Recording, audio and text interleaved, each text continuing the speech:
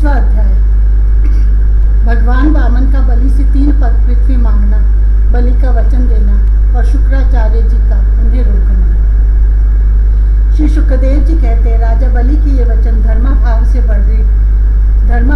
भरे और बड़े मधुर थे। उन्हें सुनकर भगवान वामन ने बड़ी प्रसन्नता से उनका अभिनंदन किया और कहा। श्री भगवान ने कहा, राजन, आपने जो कुछ कहा वह आपकी कुल परंपरा के अनुरूप धर्माभाव से परिपूर्ण, यश को बढ़ाने वाला और अत्यंत मधुर है। क्या न हो, परलोक हितकारी धर्म के संबंध में आप भृगुपुत्र शुक्राचार्य को परम प्रमाण जो मानते हैं, साथ ही अपने कुल वृद्ध पितामह परम शांत प्रहलाद जी की आज्ञा भी तो आप वैसे ही मानते हैं।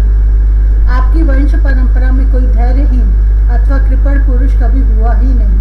ऐसा भी कोई नहीं हुआ जिसने ब्राह्मण को कभी दान न दिया हो अथवा जो एक बार किसी को कुछ देने की प्रतिज्ञा करके बाद में मुकर गया हो। दान के अवसरों पर याचकों की याचना सुनकर और युद्ध के अवसर पर शत्रु के ललकारने पर उनकी ओर से मुंह मोड़ लेने वाला कायर आपके वंश में कोई भी नहीं हुआ। क्यों न हो, आपकी कुल परंपरा में प्रहलाद अपने निर्मल यश से वैसे ही शोभायमान होते हैं जैसे आकाश में चंद्रमा। आपके कुल में ही हिरण्याक्ष जैसे वीर का जन्म हुआ था। वह वीर जब हाथ में गदा लेकर अकेला ही दिग्विजय के लिए निकला, तब सारी पृथ्वी में घूमने पर भी उसे अपनी जोड़ का कोई वीर न मिला। जब विष्णु भगवान जल में से पृथ्वी का उद्धार कर रहे थे, तब वह उनके सामने आया और बड़ी कठिनाई से उन्होंने उस पर विजय प्राप्त की। परंतु उसके बहुत बाद ही उन्हें बार बार हिरण्याक्ष की शक्ति और बल का स्मरण हो आया करता था और उसे जीत लेने पर भी वे अपने को विजयी नहीं समझते थे। जब हिरण्याक्ष के भाई हिरण्यकशिपु को उसके वध का वृत्तांत मालूम हुआ, तब वह अपने भाई का वध करने वाले को मार डालने के लिए क्रोध करके भगवान के निवास स्थान वैकुंठ धाम में पहुंचा। विष्णु भगवान माया रचने वालों में सबसे बड़े हैं और समय को खूब पहचानते हैं।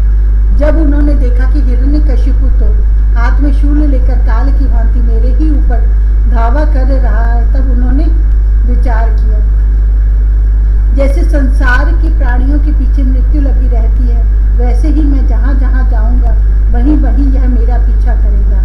इसलिए मैं इसके हृदय में प्रवेश कर जाऊं जिससे यह मुझे देख ना सके, क्योंकि यह तो बहिर्मुख है, बाहर की वस्तुएं ही देखता है। असुर शिरोमणि जिस समय हिरण्यकशिपु उन पर झपट रहा था, उसी समय ऐसा निश्चय करके डर से कांपते हुए विष्णु भगवान ने अपने शरीर को सूक्ष्म बना लिया और उसके प्राणों के द्वारा नासिका में से होकर हृदय में जा बैठे। हिरण्यकशिपु ने उनके लोक को भली भांति छान डाला, परंतु उनका कहीं पता न चला। इस पर क्रोधित होकर वह सिंहनाद करने लगा।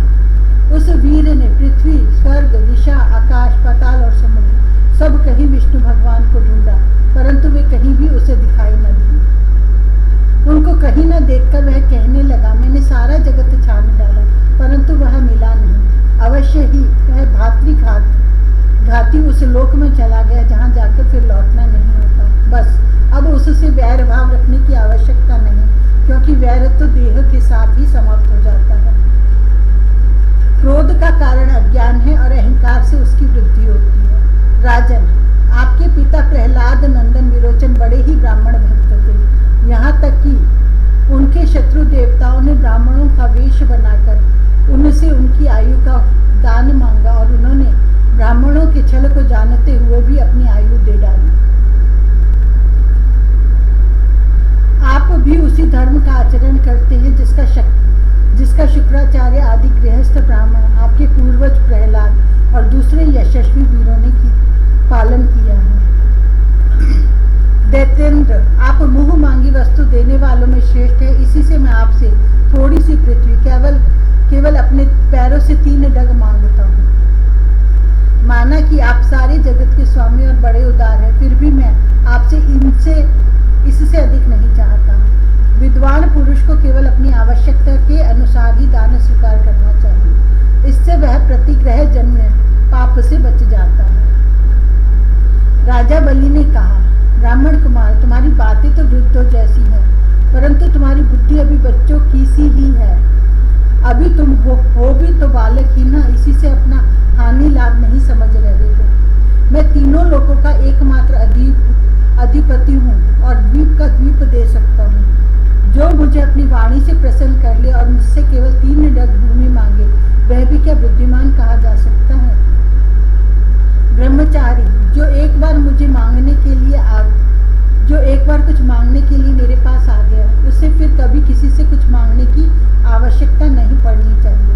अतः अपनी जीविका चलाने के लिए तुम्हें जितनी भूमि की आवश्यकता हो उतनी मुझसे मांग लो। श्री भगवान ने कहा, राजन, संसार के सब प्यारे विषय एक मनुष्य की कामनाओं को भी पूर्ण करने में समर्थ नहीं है, यदि वह अपने इंद्रियों को वश में रखने वाला संतोषी न हो। जो 3 पग भूमि से संतोष नहीं कर लेता, उसे 9 वर्षों से युक्त एक द्वीप भी दे दिया जाए तो भी वह संतुष्ट नहीं हो सकता, क्योंकि उसके मन में 7 द्वीप पाने की इच्छा बनी ही रहेगी। मैंने सुना है कि पृथु, गय आदि नरेश 7 द्वीपों के अधिपति थे, परंतु उतने धन और भोग की सामग्रियों के मिलने पर भी वे तृष्णा का पार न पा सके। जो कुछ प्रारब्ध से मिल जाए उसी से संतुष्ट हो रहने वाला पुरुष अपना जीवन सुख से व्यतीत करता है, परंतु अपनी इंद्रियों को वश में न रखने वाला तीनों लोकों का राज्य पाने पर भी दुखी ही रहता है, क्योंकि उसके हृदय में असंतोष की आग धधकती रहती है। धन और भोगों से संतोष न होना ही जीव के जन्म मृत्यु के चक्कर में गिरने का कारण है, तथा जो कुछ प्राप्त हो जाए उसी में संतोष कर लेना मुक्ति का कारण है। जो ब्राह्मण स्वयं प्राप्त वस्तु से ही संतुष्ट हो रहता है, उसके तेज की वृद्धि होती है। उसके असंतोषी हो जाने पर उसका तेज वैसे ही शांत हो जाता है जैसे जल से अग्नि। इसमें संदेह नहीं कि आप मुंह मांगी वस्तु देने वालों में शिरोमणि हैं, इसलिए मैं आपसे केवल 3 पग भूमि ही मांगता हूँ। इतने से ही मेरा काम बन जाएगा। धन उतना ही संग्रह करना चाहिए जितने की आवश्यकता हो। श्री सुखदेव जी कहते हैं, भगवान के इस प्रकार कहने पर राजा बलि हंस पड़े। उन्होंने कहा, अच्छी बात है, जितनी तुम्हारी इच्छा हो उतनी ही ले लो। यूँ कहकर वामन भगवान का 3 पग पृथ्वी का संकल्प करने के लिए उन्होंने जल पात्र उठाया। शुक्राचार्य जी सब कुछ जानते थे, उनसे भगवान की यह लीला भी छिपी नहीं थी। उन्होंने राजा बलि को पृथ्वी देने के लिए तैयार देखकर उनसे कहा। शुक्राचार्य जी ने कहा, विरोचन कुमार, ये स्वयं अविनाशी भगवान विष्णु हैं। देवताओं का काम बनाने के लिए कश्यप की पत्नी अदिति के गर्भ से अवतीर्ण हुए हैं। तुमने यह अनर्थ न जानकर कि ये मेरा सब कुछ छीन लेंगे, इन्हें दान देने की प्रतिज्ञा कर ली है। यह तो दैत्यों पर बहुत बड़ा अन्याय होने जा रहा है। इसे मैं ठीक नहीं समझता। स्वयं भगवान ही अपनी योग माया से यह ब्रह्मचारी बनकर बैठे हुए हैं। ये तुम्हारा राज्य, ऐश्वर्य, लक्ष्मी, तेज और विश्व विख्यात कीर्ति सब कुछ तुमसे छीनकर इंद्र को दे देंगे। ये विश्व रूप है। 3 पग में तो ये सारे लोगों को नाप लेंगे। मूर्ख, जब तुम अपना सर्वस्व ही विष्णु को दे डालोगे तो तुम्हारा जीवन निर्वाह कैसे होगा? ये विश्व व्यापक भगवान एक पग में पृथ्वी और दूसरे पग में स्वर्ग को नाप लेंगे।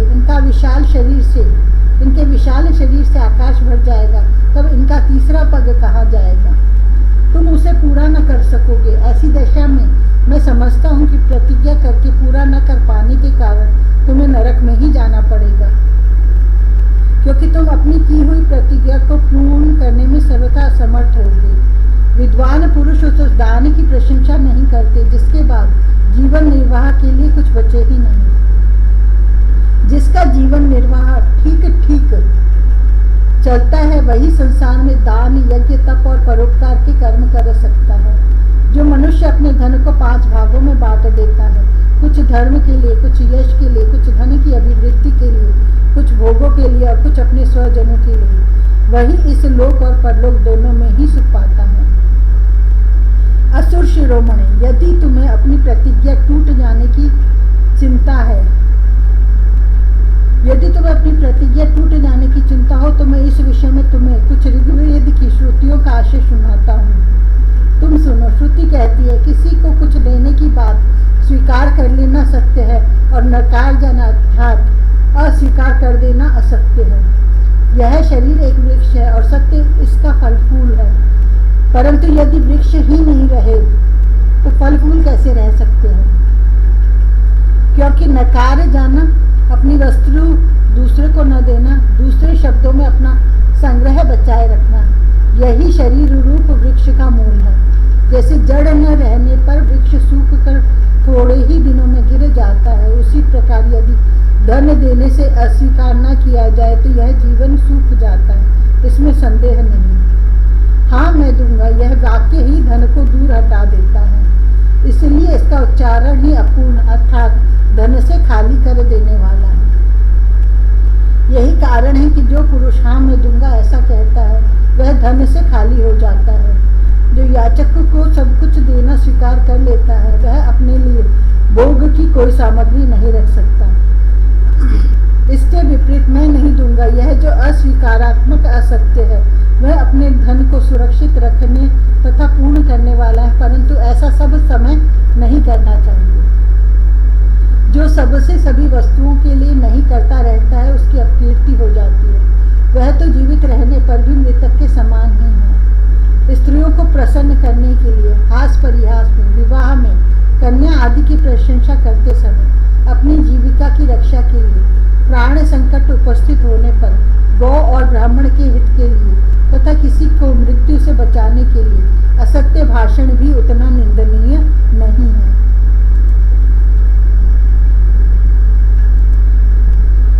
अध्याय। भगवान वामन जी का विराट रूप होकर दो ही पग से पृथ्वी और स्वर्ग को नाप लेना। श्री शुकदेव जी कहते हैं, राजन, जब कुल गुरु शुक्राचार्य ने इस प्रकार कहा तब आदर्श गृहस्थ राजा बलि ने एक क्षण चुप रहकर बड़ी विनय और सावधानी से शुक्राचार्य जी के प्रति यूं कहा।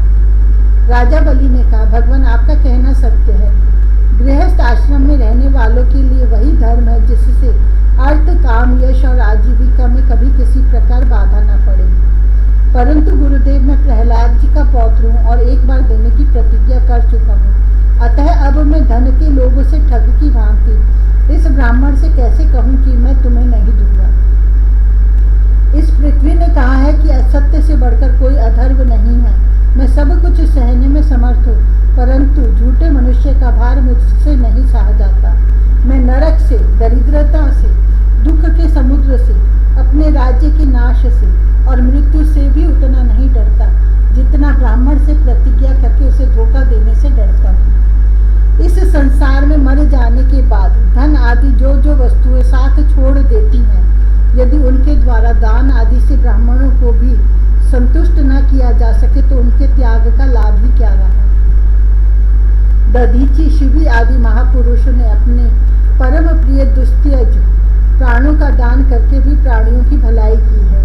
फिर पृथ्वी आदि वस्तुओं को देने में सोच विचार करने की क्या आवश्यकता है। ब्राह्मण पहले युग में बड़े बड़े दैत्य राजों ने इस पृथ्वी का उपभोग किया है। पृथ्वी में उनका सामना करने वाला कोई नहीं था। उनके लोक और परलोक को तो काल खा गया, परंतु उनका यश अभी पृथ्वी पर ज्यों का त्यों बना हुआ है। गुरुदेव, ऐसे लोग संसार में बहुत हैं जो युद्ध में पीठ न दिखाकर अपने प्राणों की बलि चढ़ा देते हैं, परंतु ऐसे लोग बहुत दुर्लभ हैं जो सतपात्र के प्राप्त होने पर श्रद्धा के साथ धन का दान करें। गुरुदेव, यदि उदार और करुणाशील पुरुष अपात्र याचक की कामना पूर्ण करके दुर्गति भोगता है तो वह दुर्गति भी उसके लिए शोभा की बात होती है। फिर आप जैसे ब्रह्मवेत्ता पुरुषों को दान करने से दुख प्राप्त हो तो उसके लिए क्या कहना है। इसलिए मैं इस ब्रह्मचारी की अभिलाषा अवश्य पूर्ण करूंगा। महर्षि, वेद विधि के जानने वाले आप लोग बड़े आदर से यज्ञ, याग आदि के द्वारा जिनकी आराधना करते हैं, वे वरदानी विष्णु ही इस रूप में हो अथवा कोई दूसरा हो, मैं इनकी इच्छा के अनुसार इन्हें पृथ्वी का दान करूंगा। यदि मेरे अपराध न करने पर भी ये अधर्म से मुझे बांध लेंगे तब भी मैं इनका अनिष्ट नहीं चाहूंगा, क्योंकि मेरे शत्रु होने पर भी इन्होंने भयभीत होकर ब्राह्मण का शरीर धारण किया। यदि ये पवित्र कीर्ति भगवान विष्णु ही हैं, तो अपना यश नहीं खोना चाहेंगे, अपनी मांगी हुई वस्तु लेकर ही रहेंगे। मुझे युद्ध में मारकर भी पृथ्वी छीन सकते हैं, और यदि कदाचित ये कोई दूसरे ही हैं, तो मेरे बाणों की चोट से सदा के लिए रणभूमि में सो जाएंगे। श्री शुक्रदेव जी कहते हैं, जब शुक्राचार्य जी ने देखा कि मेरा यह शिष्य गुरु के प्रति अश्रद्धालु है तथा मेरी आज्ञा का उल्लंघन कर रहा है, तब दैव की प्रेरणा से उन्होंने राजा बलि को शाप दे दिया। यद्यपि वे सत्य प्रतीक और उदार होने के कारण शाप के पात्र नहीं थे।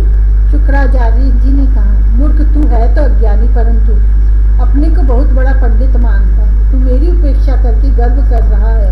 तूने मेरी आज्ञा का उल्लंघन किया है, इसलिए शीघ्र ही तू अपनी लक्ष्मी खो बैठेगा। राजा बलि बड़े महात्मा थे। अपने गुरुदेव की शाप देने पर भी वे सत्य से नहीं डिगे। उन्होंने वामन भगवान की विधि पूर्वक पूजा की और हाथ में जल लेकर 3 पग भूमि का संकल्प कर दिया। उसी समय राजा बलि की पत्नी विंध्यावली, जो मोतियों के गहनों से सुसज्जित थी, वहां आई।